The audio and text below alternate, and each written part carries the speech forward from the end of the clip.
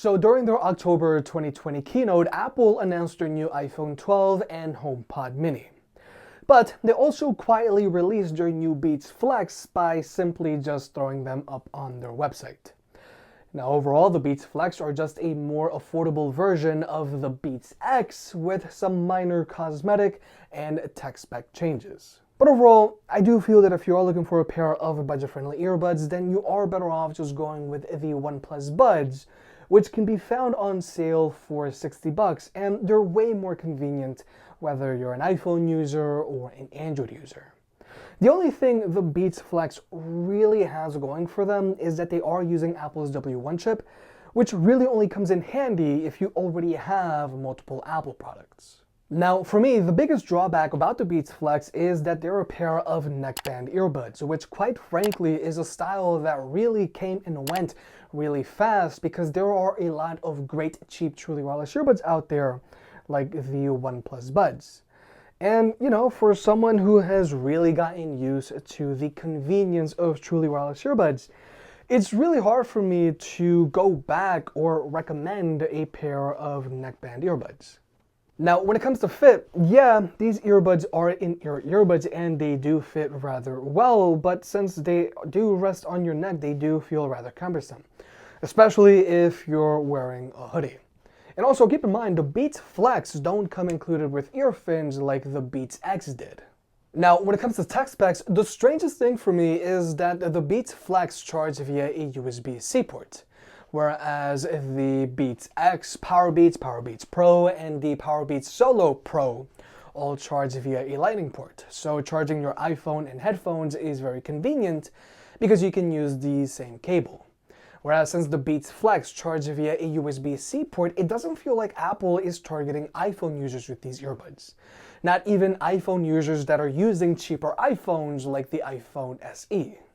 However, when it comes to battery life, the Beats Flex have an advertised battery life of 12 hours, whereas the Beats X have an advertised battery life of 8 hours. But just bringing it back to the OnePlus Buds, these earbuds have a combined battery life of 30 hours, and the earbuds themselves can go for 7 hours straight. Now, when it comes to Bluetooth connectivity, the Beats Flex are using Apple's W1 chip, which first debuted with the original AirPods. Now, the W1 chip just makes pairing with your iPhone super easy when you first get them, and you can also easily hot swap between any of your Apple devices associated with your iCloud account. But obviously, the Beats Flex will still work just fine with any Android device. However, just keep in mind, Apple's newer AirPods and Beats products are using their newer H1 chip. Now, besides faster connection speeds, Apple's newer H1 chip allows for always listening Siri. So you can just be like, hey Siri, call so-and-so. So even though it's great and all that the Beats Flex are using Apple's W1 chip, they don't have always listening Siri like Apple's newer earbuds and headphones.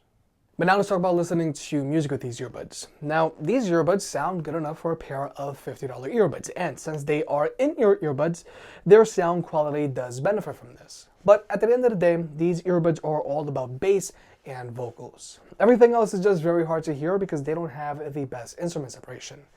And their highs do sometimes like to get tinny. But these earbuds do have bass for days.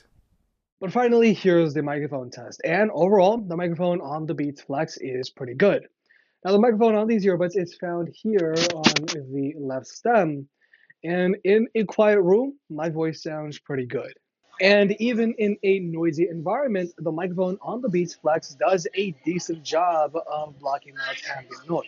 But for comparison's sake, the microphone on the OnePlus Buds does an even better job of blocking out ambient noise. Because if we were to switch over to my lapel microphone, you're going to clearly hear all of this chatter. But if we were to switch back over to the OnePlus Buds, it is greatly reduced. And overall, I do feel that the microphone on the OnePlus Buds is one of the best sounding ones out there. For me, I found that it's better than the microphone found on the AirPods and AirPods Pro, Bose QC earbuds, and even the Galaxy Buds Live. So overall for me, it's just really hard to recommend the Beats Flex when there are a lot of great cheap truly wireless earbuds out there. Since these are a pair of neckband earbuds, they just feel super cumbersome and they can be rather hard to put away in your pocket. Even though I think it's awesome the Beats Flex are using Apple's W1 chip, which makes switching between any of your Apple devices associated with your iCloud account super easy, it just doesn't feel like Apple is targeting iPhone users with these earbuds since they charge via a USB-C port. If they charge via a Lightning port, that would be a different story. So whether you're an iPhone user or an Android user on a budget, I highly recommend you just spend the 10 extra bucks and get yourself the OnePlus Buds, because in the long run, they are going to be more convenient. If you made it this far, I guess you enjoyed the video, so hit that like button and get subscribed. It helps out more than you realize. If you want to pick any of the products up mentioned in this video, those will be linked in the description down below, and you can also support the channel by checking out the merch store. But other than that, I'll catch you next time.